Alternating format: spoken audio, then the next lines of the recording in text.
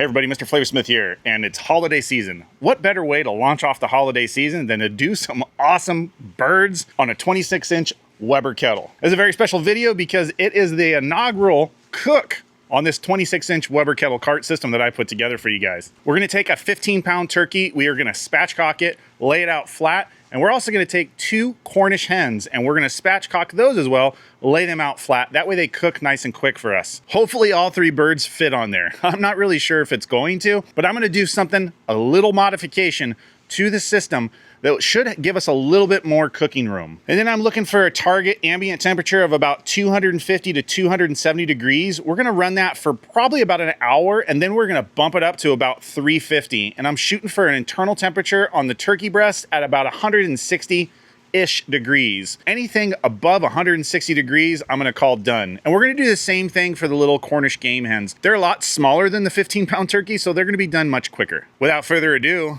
let's get to it.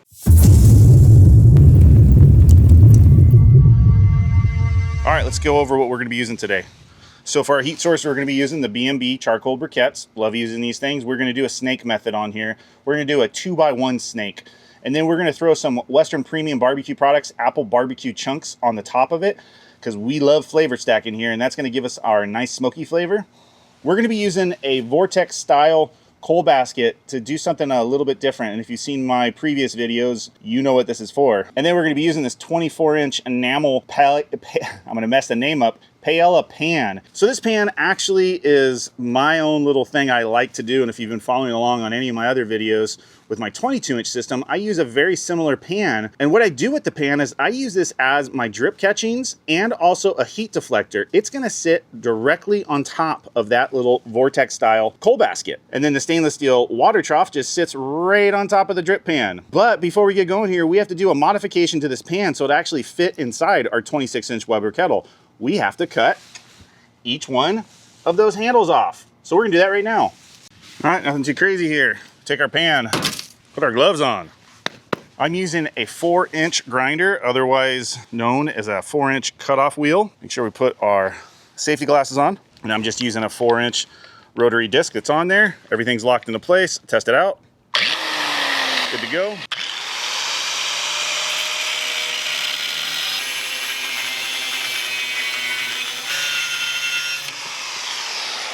Clean up the edges a little bit.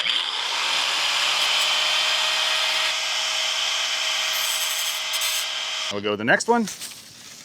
And I'm just cutting these flush off as best as I can.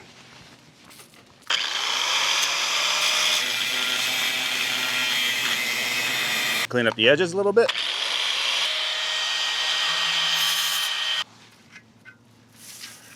And there we go. Pan's good. All right, so first things first, take our lid off. Take our grill grate out. Put our Vortex style coal basket in there. Put our 24-inch pan in there. Ooh, that does work. Our water pan will go in here. Put our grill grate back on. And it'll sit right on top of everything. Just like that. Check, make sure our lid still fits. That it does. All right, let's explain this. So what happens here is I'm gonna have my snake start right here, and it's gonna go all the way around like this. This distance, about half of it, should get us about 6 hours. Now, I've never done it on a 26-inch before, but normally with a 22, that same distance will give us about 8 hours. So I'm expecting about 2 hours less just because of the larger diameter, larger surface area, larger square inch that's in there. Just because of that larger working area, I think we're gonna lose 2 hours of burn on there, just meaning we'll have to use a little bit more coal, no big deal. But the idea behind this is the heat from the coals come up, it hits that 26-inch pan and it deflects up and over. This gives us a lot more working area here. We have more, realistically, probably about 23 inches diameter of working area in here. So we should be able to put our turkey right here and our 2 Cornish hens right here, or something like that. But that's your basic setup. Now let's take everything back apart and we're gonna build our snake.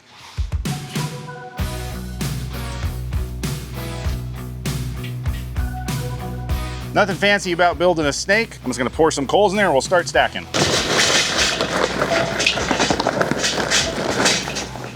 now. We use the damaged coals to start our snake, so stack those aside. We'll start with our snake right here. And I really like to use B&B briquettes over a lot of other briquettes for doing a snake, because these are not pillow shaped like most other briquettes. These are more square shaped, so they stack a little bit tighter together. And what that allows for is just better heat transfer from one briquette to the next. That's my personal opinion.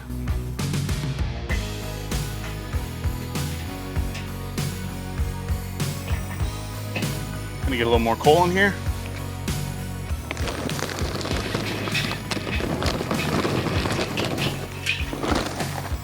All right, and that should be good for our snake, and then we'll light a bunch right here and it'll go around. Now we'll just do the top layer and we just stack one right on top.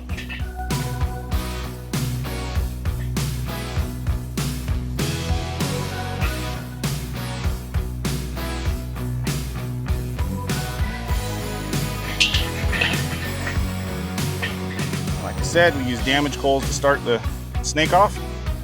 Put our good ones back. Fill in the gaps a little bit.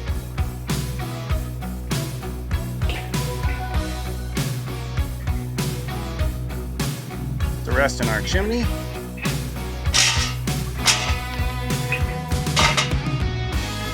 And that is basically what our snake is going to look like. And I believe this will get us around 6 hours of burn. Stick our vortex style coal basket in there. This is working as our stand for our 26-inch pan. There we go. Now I'll just light these coals over here. I'll put them right here, maybe torch this a little bit, get this going. And I'm just using a couple little lighting cubes. Use my Boy Scout match.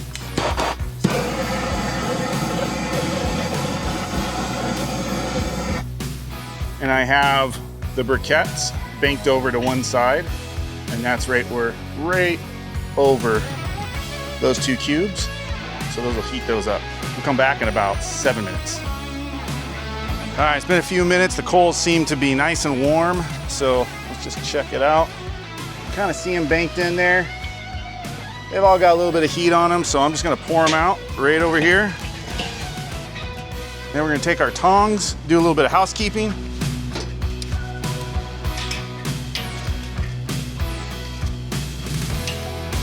Okay, that looks pretty good to me. Now we're gonna take our wood chunks, we're gonna put those on. And these are the size chunks we're using. Stick one right here.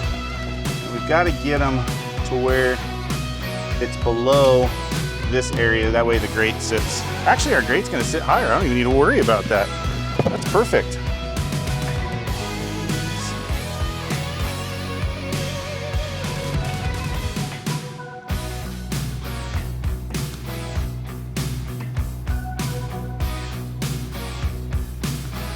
Kinda wanna lean them towards the outer edge, because if they fall, you want them to fall that way. That way it hits up against the bowl and the hot coals.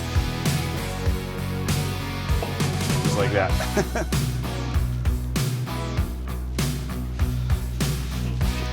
I think that's gonna be good. I don't think we're actually gonna make it all the way over here. What happens is after the birds are cooked, we will close the top vent, we will close the bottom vent, and we will kill the oxygen to the chamber, and that'll actually stop the coals from burning any further. And then we'll be able to actually reuse these for another cook.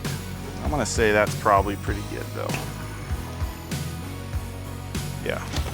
Put our vortex style basket back in. Now we're gonna cover this. We're just gonna close the lid right now. And we're gonna have it to where the top vent is 1/4 of the way open. Now we're gonna cover our pan. So let's get our pan. And I'm using 18-inch aluminum foil. Just the largest you can get works the best for this. Nothing fancy here at all. We're just gonna cover it.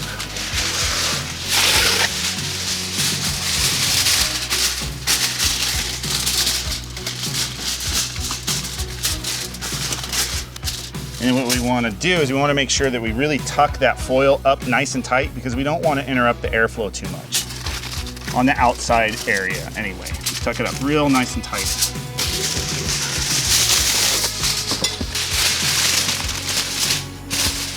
And the reason why we're doing the foil again is because the drippings are going to fall onto here. It just makes the cleanup process so much easier, much faster. It's extremely easy just to pull the dirty foil off and then just rinse off with hot water on the inside, because the fat will actually get down and in there, but it doesn't normally burn to it. Like I said, just make sure that the edges are really tucked in good. And you want to make sure that the foil is really tucked up to the top rim, because the foil will actually burn if it gets too close to the heat source. Now we can put our pan back inside the grill. Lid off. Ooh, that 26-inch lid. A lot heavier than the 22. Pan in.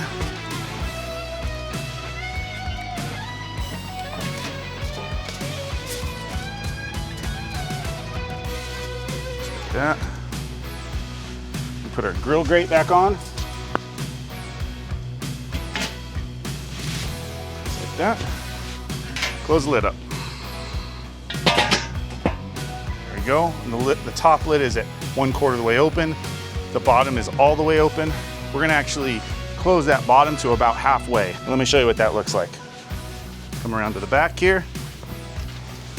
So I have a few different markings here. So we've got a marking right here. That little dot means 1/4 of the way open. This marking right here means halfway. And then this marking right here, that means all the way. So right now it's beyond all the way. We're gonna move this, that's halfway. I'm sorry, that's all the way. And we're gonna move it all the way over to 1/4 of the way. Now we'll go halfway open, right there, just like that. So that is halfway.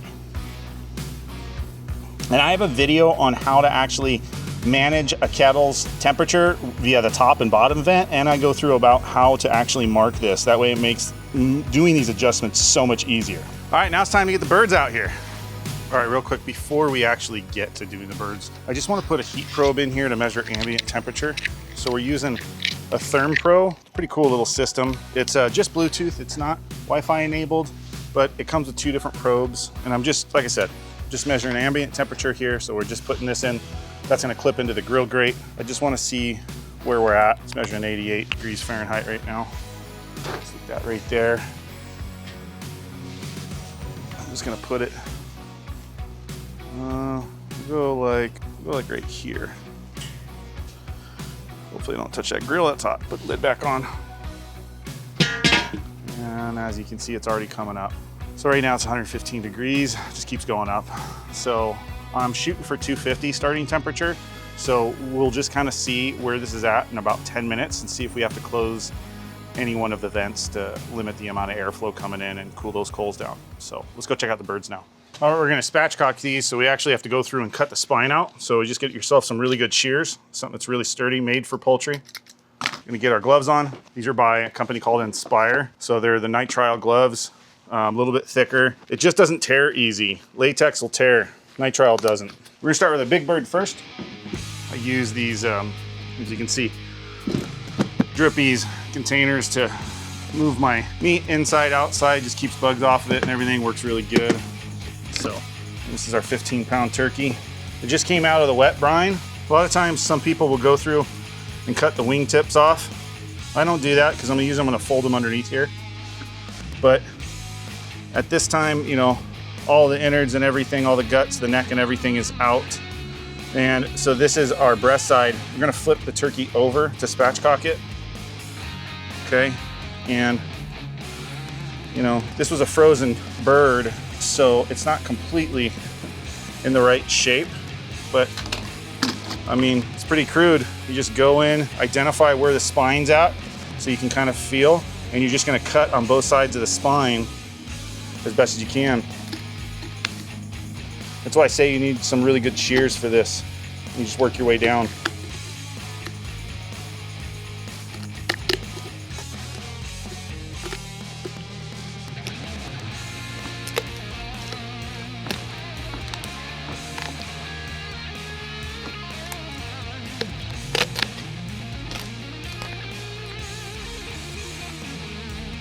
There's one side.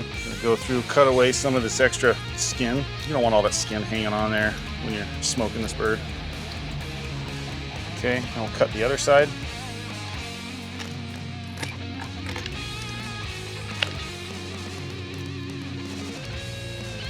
Make sure you're into that cavity all the way.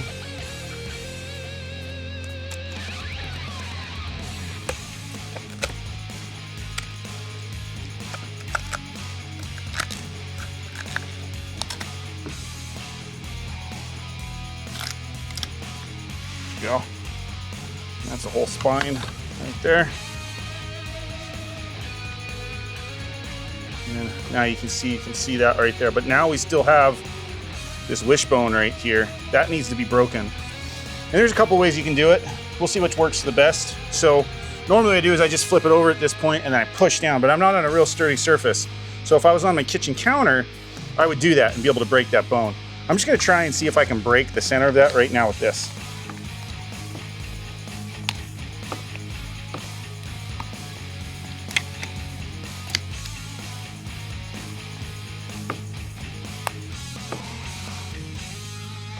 And I believe I did. Yeah, there we go, perfect. Now we can flip this turkey over and you can see that it's gonna lay flat, okay? Just like that. And then now we can tuck the wings in underneath. Like I said, you can either do that or you can cut those wing tips off. Just kind of depends on what you wanna do.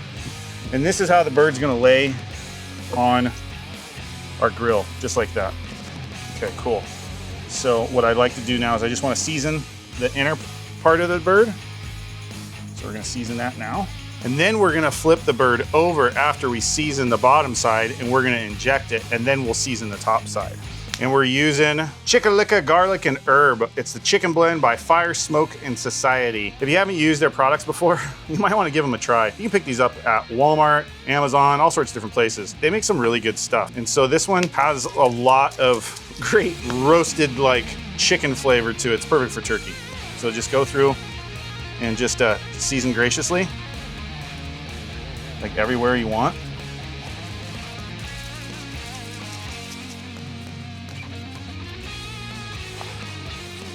You know, a lot of this rub is gonna go away when we start poking holes in it and injecting it, but we do our best with this, okay? Turn the bird over.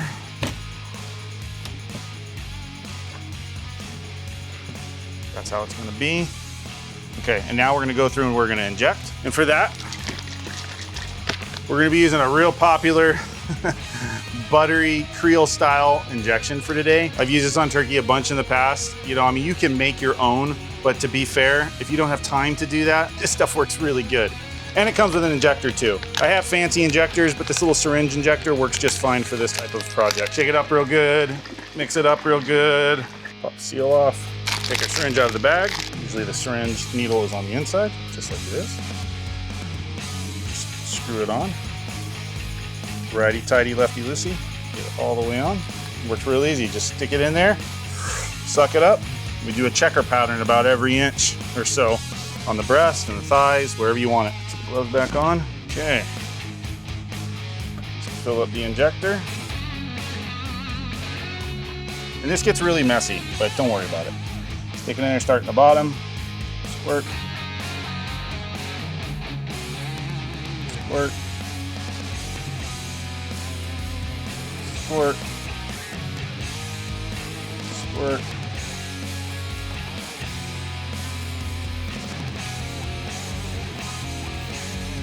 Want to make sure you don't go too far in, because you'll go right through the carcass.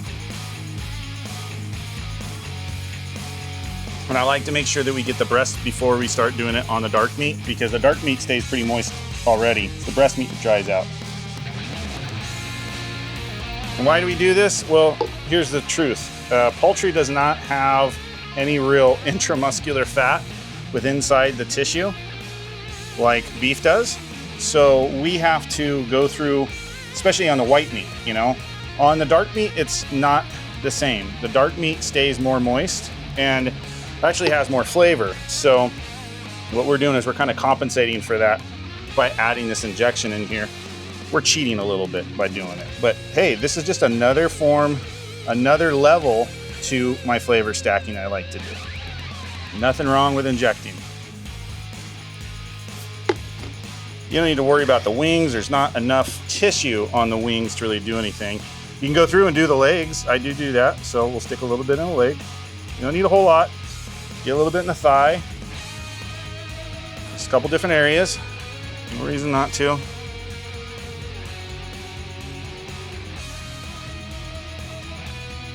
That's gonna make those legs super juicy.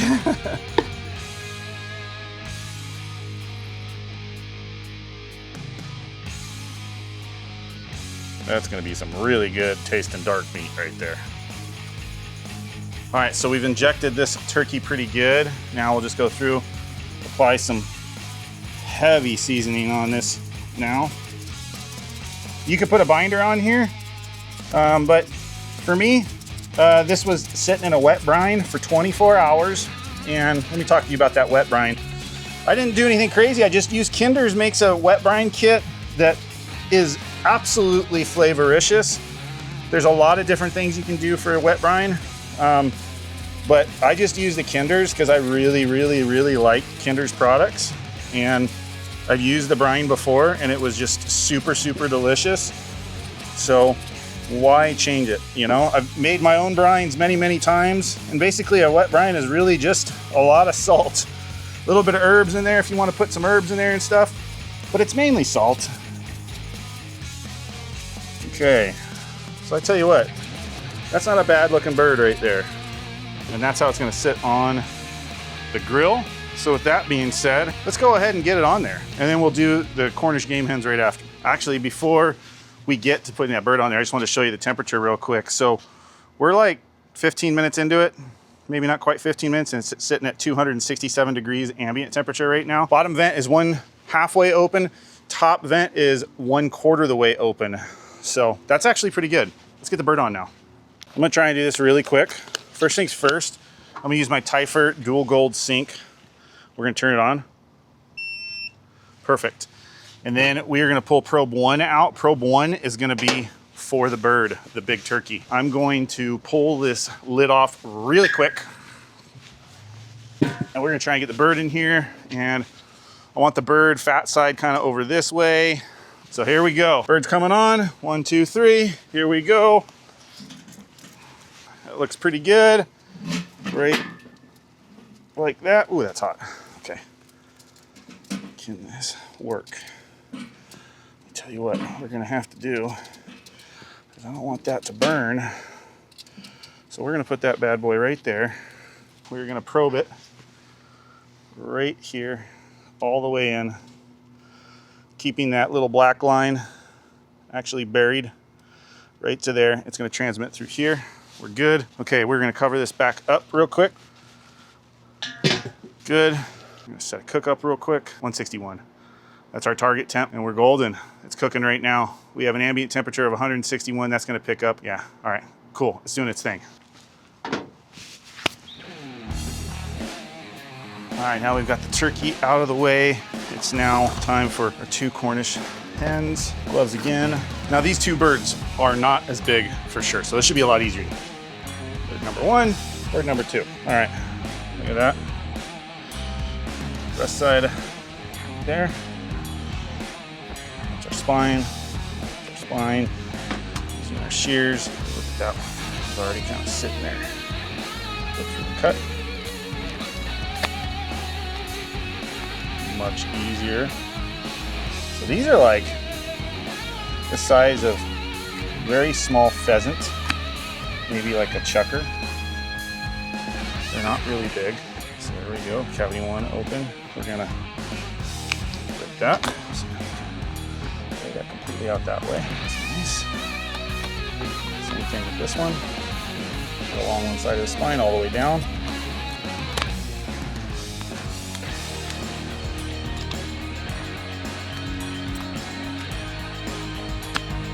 Go. Both spines removed. I'll go through and cut that wishbone. It's right there. Break this open. Just like that. Perfect. Okay, and they're gonna lay just like that. First thing we're gonna do, we're gonna go through and season this side using the same seasoning. Usually I like to use my Drippies containers for doing this, but I just wanted to show you this as quick as I could, moving as fast as I can. But use a Drippies container for sure. It just makes everything so much cleaner. Flip it around, just like this. Let's get another glove on real quick. I'm gonna tuck these little wings if we can, as best as we can. Somehow under. Bird like that. I think will be best. I don't eat the wings when they're this small anyway. I don't know if anybody really does. Just don't want them to really mess up the cooking of the breast meat, which there's not a whole lot there. Let's inject. This won't take very much. To be fair, maybe just 2 squirts on each breast. Do a little bit in the thigh.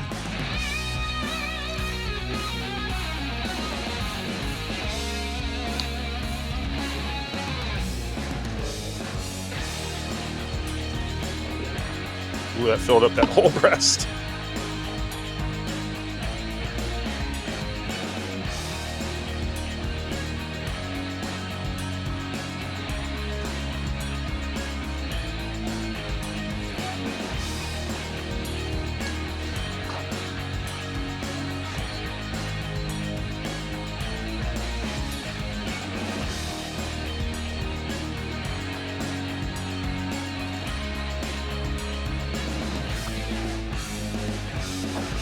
All right, that's pretty good. Season it up real quick.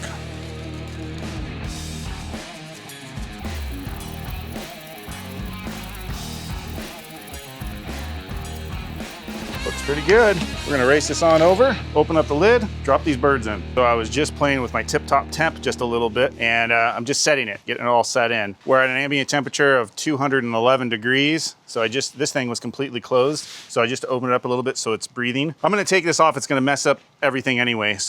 But here we go. We're gonna put both of these little Cornish hens on here right now. Open this up.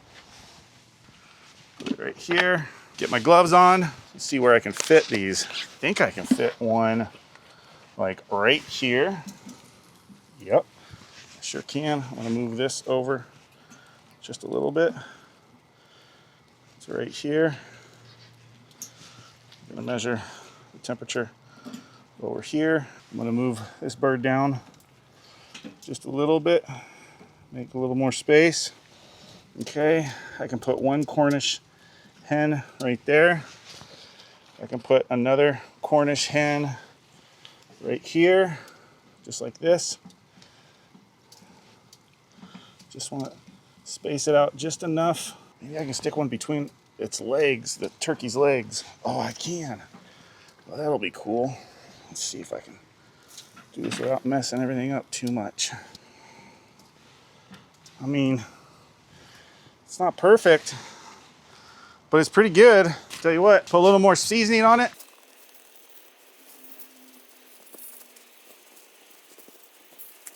Take a photo of it for the gram.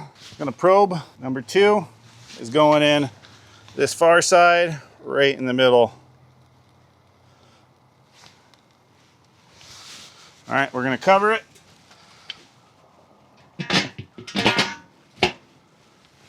There we go. All right, let's check it out, see what we've got going here. All right, so over here, we've got our tip-top temp. This bad boy, it's pretty cool. What it does is once you set your temperature, that little thing has like a little thermostat in there, a little mechanical, little wire. Something I've told you'd find in a transmission, or back in the day anyway. And what it does is when you hit the desired temperature you're after, which for us right now is 250 degrees, this thing will open and close that flap to allow or limit the amount of air coming into the kettle, or actually exiting the kettle, I'm sorry. And so the air can't come in, the air can't go out, and so you end up sustaining a targeted temperature. So right now, my thermometer is telling me it's 164 degrees in there on my wired one. So it just needs to come up to temperature. And what we've got there is we've got 170, it's coming up really quick. And then we have our Typher, which it's saying 152, so 153. Now remember, we have one probe. Probe number 1 is on this side right here, okay? And that's in that turkey. And probe number 2 is on that Cornish hen, it's over here. So we're gonna have 2 different temperatures. And to be honest, the hotter temperature should probably be by where the vent is here, because the hot air is gonna come up, go over the birds, and exit through the top. So this is funneling in from all areas of the kettle that hot temperature to get it out. Okay, so that just closed on me, and my ambient temperature is 183, so that's telling me I have to open this up a little bit. Just like that. I'm gonna open it just like that. I'm thinking that might be the final adjustment I need to get me to the 250. But we'll see in a couple minutes. But it works really good. Look at that. Way to go, Tip Top Temp. This is just a very simple mechanical device that is under $50. It's insane. It works really, really good. It just has this little silicone seal that right there. It just sits right on top of that vent. Yeah, you can't take this whole vent, this whole lid, and put it into its lid holder. You just have to lift it up, put it off to the side on the ground. But I'm okay with that. You know, if this is gonna hold my temperature consistent, I don't have to worry about batteries or anything. Awesome. All right, let's get our timer going and we're gonna start recording. All right, here we go. Start, stop. We're gonna start recording right now. This is the cook officially going. So we're gonna see how long this cook takes us. I think this cook will probably take about 4 hours if we keep it at that 250, 270 range. I'm probably gonna keep it there for about an hour, and then I'm gonna bump it up to about 350 for the last 3 hours, or however long it takes till we hit our desired internal temperature of 161 degrees Fahrenheit. We'll see. I tell you what though, we'll check back in about 45 minutes, maybe an hour. All right, let me take you through what's going on here. So over here, we've been cooking for right at about 30 minutes, all right? And we have an ambient temperature of 197 degrees on one probe. On another probe, it says 198 and 201, so that's pretty accurate. And so what I did is I went all the way down here to the bottom, and I opened it up to its full position. And what I'm thinking I'm gonna do now is the tip top temp has gone through and it's opened its flap. So I think that's actually probably set pretty good to right around 250. So it's not closed because it knows from a previous cook I had, it's set at 250. And I think that once you manually do that, as long as your tip top temp doesn't go through a lot of temperature changes, like extreme temperature changes, I bet you it probably stays calibrated pretty decent. You know, not too far off. And so I think that's what's happening there. But with that being said, underneath that lid, that top vent is only 1/4 of the way open. And since we're sitting at right around 200 degrees, what I'd like to do is just open that up all the way until we get to a more stable temperature. So we're gonna take the tip top temp off, open this top vent all the way. Once we get to around 270, we'll then just put the tip top temp right back over the top of it and let it do its job. So with that being said, that tip top temp is probably really, really hot. Take it off of there. I'll put it just to the side in a similar orientation as it was on there so I know how to put it right back on. And we're just gonna open up those vents all the way. That way we can get maximum airflow into the coals and out of the kettle. So we'll come back in 10 minutes to check it out. All right, it has been an hour and 4 minutes total cook time. So we went a little bit past a half hour since last time checking in. We have an ambient temperature right there on the grill grate at 229 degrees. And that's kind of like tucked away kind of over here. So it's not getting a whole lot of great flow. And then right on probe number 1, we have an ambient temperature reading, and that one is like right here towards the front on that turkey, but that's 268 degrees. And probe number 2 on that little Cornish hen, it's reading 221 ambient temperature. And that one, I believe, is like right here. We have that top vent fully open, bottom vent fully open. And now that we're creeping up on that 270, I think the coals are nice and hot and everything. So what I'm gonna do right now is, I kept the orientation of the tip top temp right about the same. We're gonna put that bad boy right back on here. And then this little seal, just kinda, you push that down as best as you can to kinda seal it all around as best as it can. This is not a science. That's the beauty behind this piece. I talked with the owner, and he's the designer as well. He's the one that started this. And he's like, don't overthink it. If you overthink it, it's not needed. So now what's gonna happen, I believe, if this is around 250 degrees, something like that, this will end up starting to close as we get to like that 250 degree temperature. So I'm thinking that's gonna start, and I'm already seeing it starting to close. So that's pretty cool. That little flap just starts closing down as it heats up, and it knows it gets closer to that like 250. So we don't have that set totally perfect because we didn't put the time into doing it today, but I did previously set it at 250, but that was like 2 months ago. So if this tip-top temp is still like set and it'll work, awesome. But I think all it'll take is just a little calibration here and there. So we put that on there to start closing down the airflow a little bit, and we'll come back in a half hour at 130, 137. I didn't even get into like the internal temperatures. So as you can see on the turkey, that's the one to the left, probe number 1, 105 degrees, and little Cornish game hen is at 127. So we expected that to get to temperature quicker, and it's been doing it. We'll be back in 30 minutes. Alrighty, so right about an hour and a half, so we're 7 minutes earlier than I wanted to be, but I've got to go pick up my son real quick here. So let's look at this real quick. Tip-top temp. All right, so as you can see, that flap closed down, and it closed actually about half that much more when it hit somewhere just around 250, 260 degrees.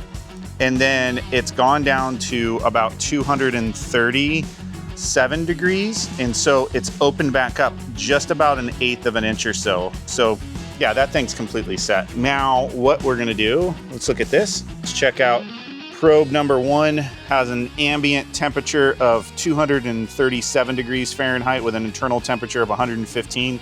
That's on the turkey.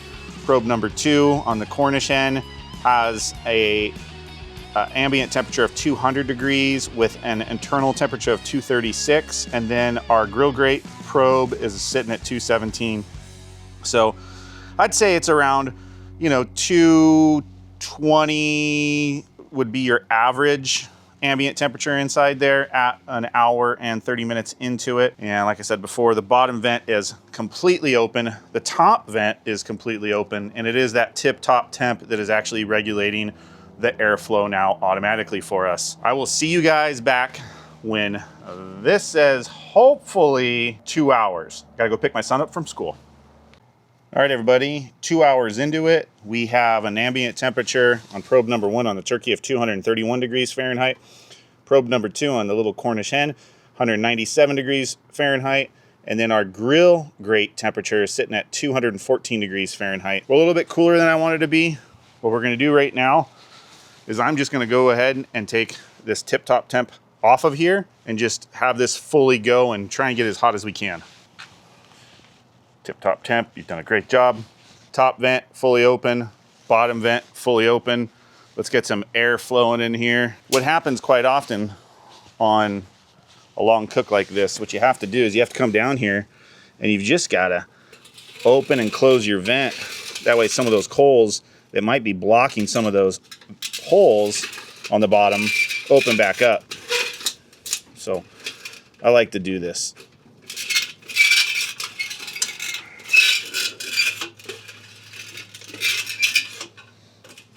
Put it back in all the way into its full open position, just like that. And let's let it get nice and hot.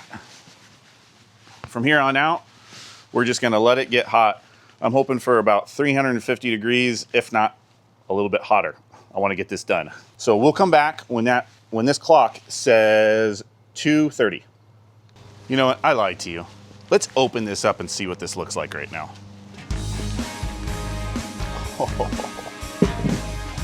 All right, look at that. Let's check it out. There's our probe with the Cornish hen. Here's our other Cornish hen over here, and our turkey. I tell you what, everybody, let's just take a look and spin around. This is looking pretty good. Looking pretty good. And I think what I'm gonna do now, I was gonna spritz some apple cider vinegar water mixture, a 50-50 on here, just to make sure it was nice and moist. But I think what I'm gonna do, I also have this stuff. Duck fat. So I think I'm just gonna spray it down with that right now. Let's do it. Shake it up real good. All right, spray. Oh yeah, that was a good idea.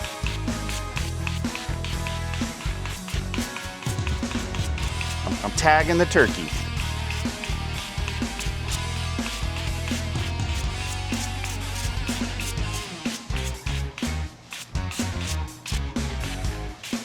Wow, it looks really good. Photo time. Here we go. Behind the scenes. A little bit higher.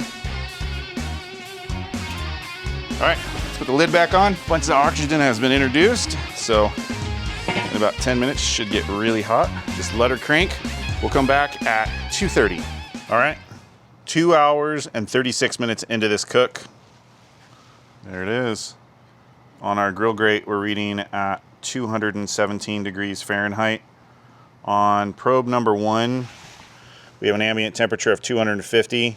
Probe number 2, 235. On the turkey, we have an internal temperature of 132 degrees.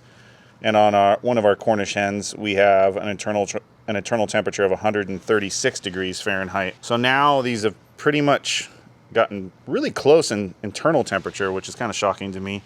But that's because we've kept a lower cooking ambient temperature throughout this entire cook so far. I would really like to see it up in that 350 degrees, but I do only have a 2x1 coal snake going.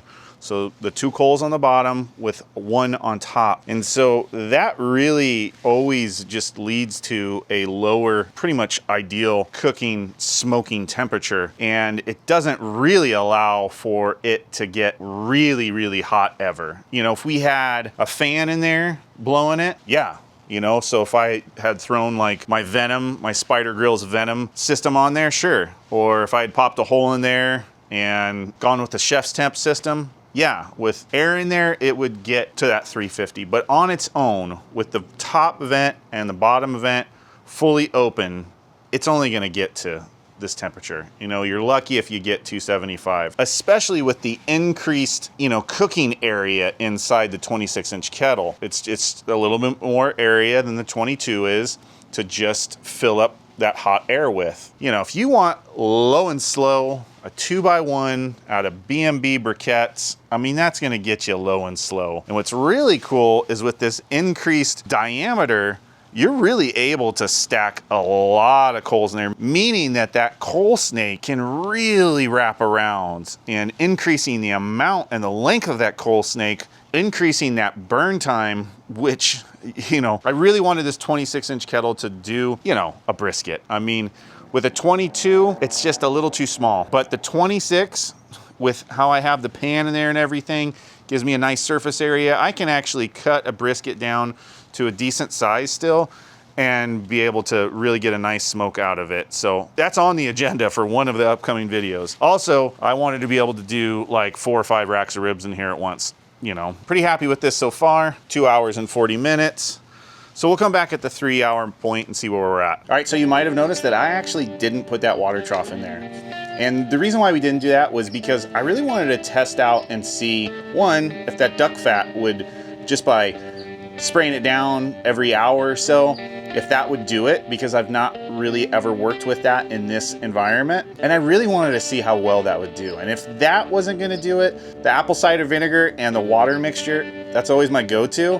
But I really wanted to try that duck fat out. And I'm glad that I have.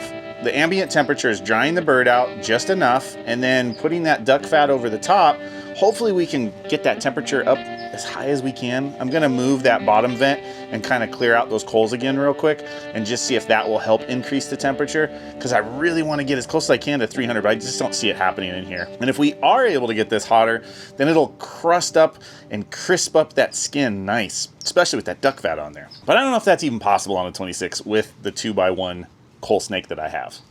All right, we're just before 3 hours into this, and this last time we looked at it, we had a little bit of a hot spot, it looked like, up on the breast, on one breast area. So I'm gonna take this off. I'm gonna put just a little bit of aluminum foil over there, That way it protects it. Oh man, I'll tell you what, stuff is looking really good. So I'm just gonna take a piece like this. And the bummer is I'm pretty sure this aluminum foil will mess up the transmission, but you know what? I think if we go like that, we'll be okay. Yeah, that'll work.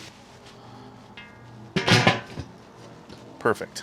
We'll come back at 3 hours into the cook. All right, sun is going down. Kettle is just smoking away. We're 3 hours into the cook, 3 hours and 4 minutes to be precise. We have a grill grate temperature of 217 degrees. Remember, that's hidden behind a bunch of stuff. And then we have an ambient temperature right where the turkey probe's at, probe number 1 of 268, and where that Cornish hen's at on probe number 2 of 236. So the temperature has come up. We have an internal temperature on the turkey of 138, and we have an internal temperature on the Cornish hen of 140. So they are really close. I'm actually kind of surprised about this because I thought for sure that the Cornish hen would finish its cook like way before the turkey, and I'm actually really happy that that's not turned out that way. And like I said before, I really think it's because we've had the ambient temperature relatively low. You know, it's been 220 to 250 the majority of the time, but now we're getting to that 270, and as you can see, that smoke is just, it's just blowing out of there super fast right now. So top vents, top and bottom, fully open. All right, you probably want to see it like me, so we'll go ahead and open it up and check it out. Here we go. Boom, boom, boom. Look at those birds.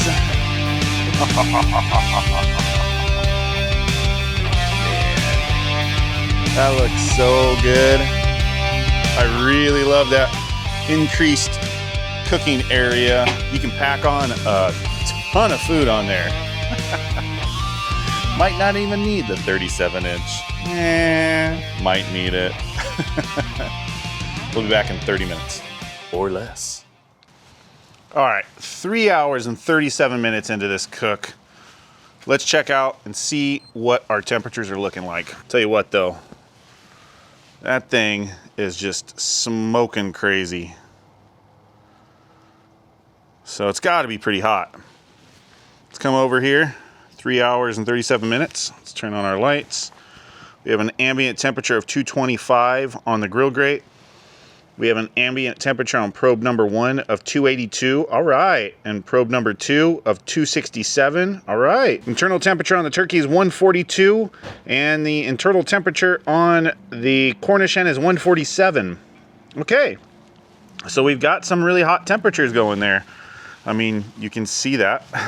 So we're really close. Now, it's saying it's going to be about 47 minutes for this cook to be completed, for us to hit our desired internal temperature of 161 degrees. I hope it doesn't take 47 minutes to an hour. So I am just going to keep doing what I do, and about every 20 minutes, I'm going to go underneath on that bottom vent area, and I'm just going to rake it back and forth, opening up to its full maximum potential, removing any of the ashes that might have piled up, any of the coal that might have piled up.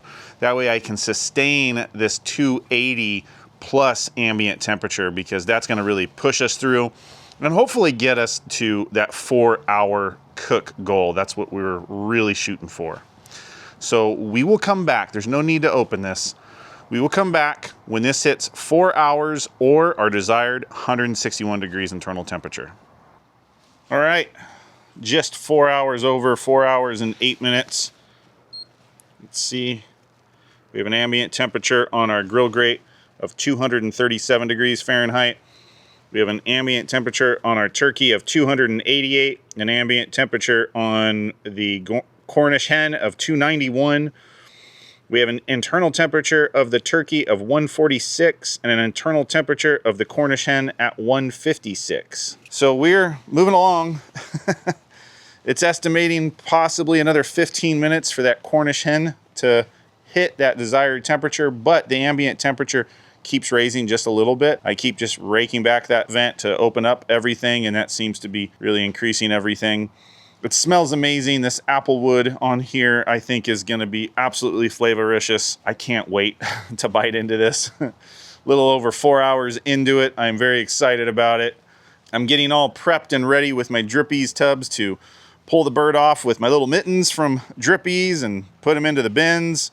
And then we'll take it into the kitchen and I will cut them up and just see how juicy I hope these are, and then bring it back outside and bite in. But we are not there yet. 4 hours and 10 minutes into it.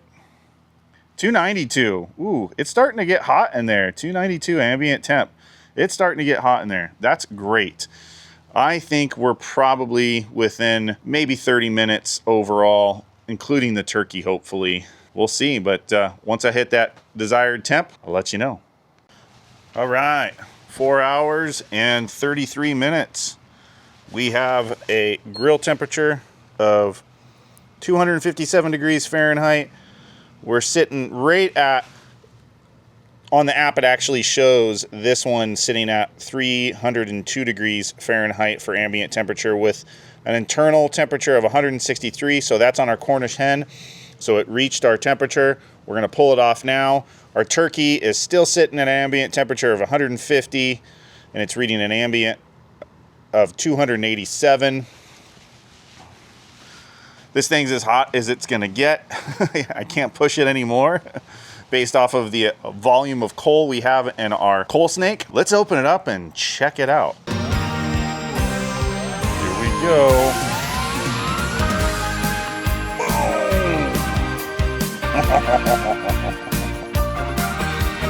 Look at those birds.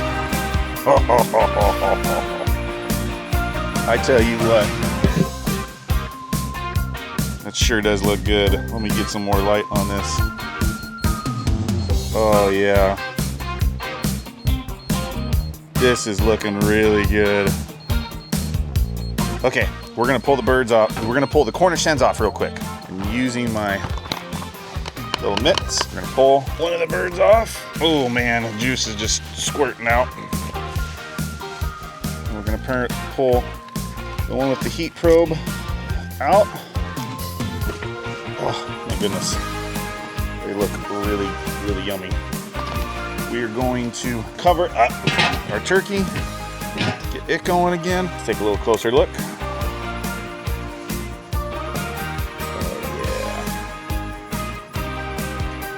This one looks a little more done, but it's hard to tell. I tell you what I'm gonna do is I'll get my Tyfer Instaprobe out real quick. Little probe. Let's see what it says. 161 right there in the breast. 168 on that breast.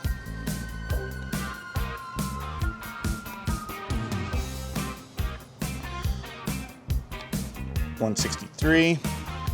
Okay, these are awesome. So we're gonna close these up. These are set, we're good here. Close it up, put our lid on it, bring it inside the house, and we're gonna let it rest. Meanwhile, this bad boy, this turkey is gonna keep cooking until we've got 10 more degrees to keep going there. So we're at 151 right now. We're at 151 internal temperature. We need to hit that 161. So, and we're at 4 hours and 37 minutes. So hopefully within the next half hour, it's gonna do it. We'll see. I'm gonna try and crank this up as much as I can. I'm gonna go through and rake the coals again. All right, everybody, 6 hours, over 6 hours. 6 hours, ambient temperature on the grill grate, 278. On probe number 1, 161. Our turkey is where we want it to be. Let's open it up and check it out. Oh yeah, okay. This is looking good. Let's get in there. Oh yeah, look at that. It's a little crusty. You know what? This light is so bad. We're gonna pull it out and take it inside. put our mittens back on real quick. Get this little piece of foil off the top here. Mittens on. Grab this turkey. Oh, that is a juicy bird. That bad boy.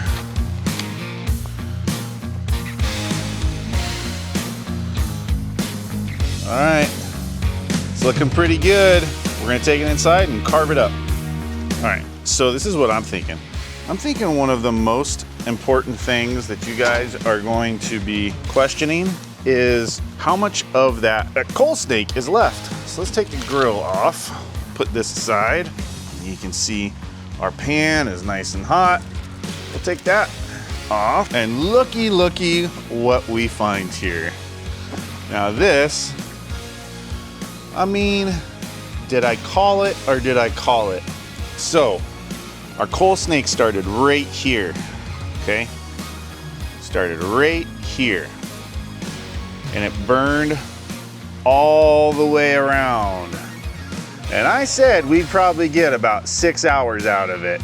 And I tell you what, that is right on the money. I mean, that last coal right there is, it's the last one that's not fully lit. So that gave us a solid 6 hours, just like I was thinking. Pretty awesome. Let's go cut into this turkey.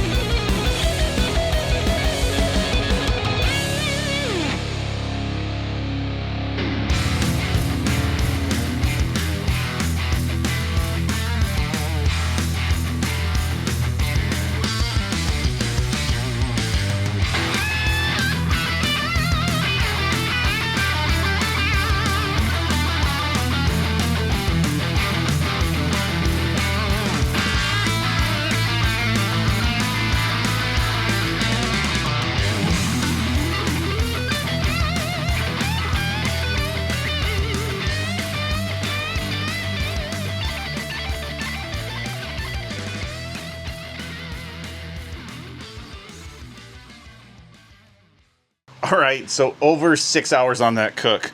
I tell you what, I'm really pleased with that 26-inch Weber kettle and the cart system. It just works really, really good. Now it's time for me to get used to how to cook on that because it is just a little bit different. It does take a little bit more coal to actually get that higher temperature than I'm used to with my 22-inch. But that's okay, I'm gonna figure that out. I think instead of doing a 2x1 snake coal, I should have done a 2x2. If I would have done a 2x2, it would have increased the amount of mass that's burning at one time as it travels around, and that would have gotten me up to like at least that 300-degree temperature. And that would have got me around that 4-hour mark instead of 6 hours. Now, I have not had a Cornish hen in a long time, so we're gonna bite into this right now. And the first things first, it's a little bit of white meat right there. Not sure if you're able to see it. Probably not really good. The camera's trying to find me. There it is.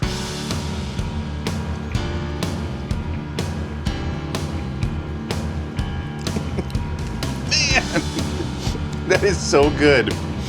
Wow. I tell you what, it's so moist. It's so packed full of flavor. Truly packed full of flavor. That's amazing. All right, I'm gonna try some of the thigh meat now. I'm usually a really white meat person, but give it a shot. A little bit of thigh meat right there. Man, that's just seriously good. That is just so good. Here's another piece of thigh meat from that Cornish. No, actually, I'm sorry. This is a piece of breast meat off of the Cornish hen.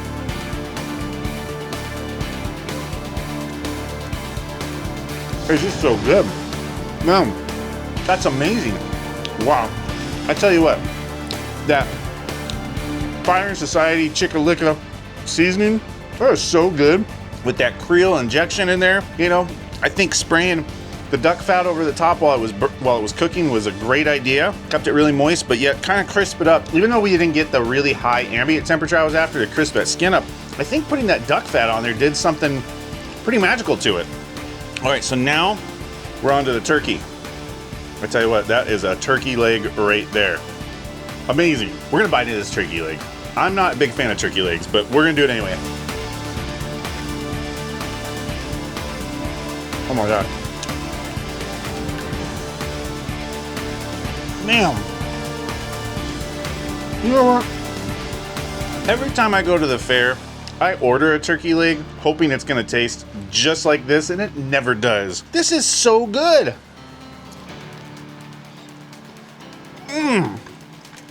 All right, onto the breast meat.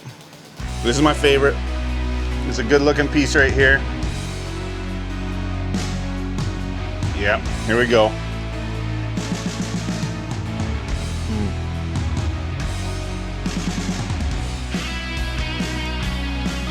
Oh my gosh.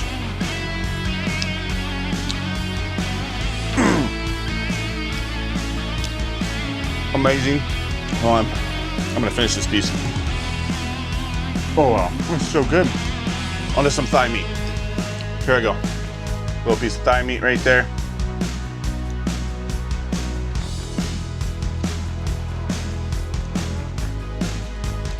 Guys, spatchcock your turkeys, spatchcock your poultry, season it on both sides, inject it really good. Use that duck fat on the outer part while you're cooking it. Get some applewood chunks. That's amazing with poultry. Man, that is such a good combination. I don't normally use applewood chunks. I usually use cherry when I'm doing poultry, but I tell you what, or pecan, hickory too. But I tell you what, applewood with poultry, that is flavoricious. It's just so good. Another bite of my turkey leg.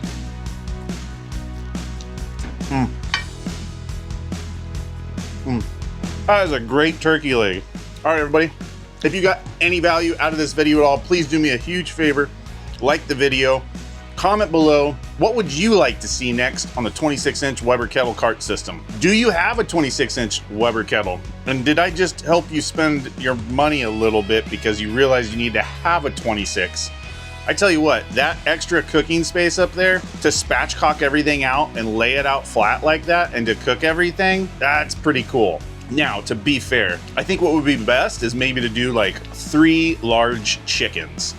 Spatchcock 3 large chickens, I think that works great on there. Obviously 1 turkey. I don't know if I would do, you know, 3 different birds again, including 1 big turkey like that, because I think that's a little too much. We did get a hot spot on the turkey on one of the wings. It got a little crispy, but that's okay. Everything else came out just absolutely amazing. I'm not a big fan of the wings anyway. The legs, I'm a fan of now apparently. And then please do me a huge favor, subscribe to the channel. It helps me out so much on producing more valuable, flavorful content like this for you in the future. And until next time, live a life of flavor.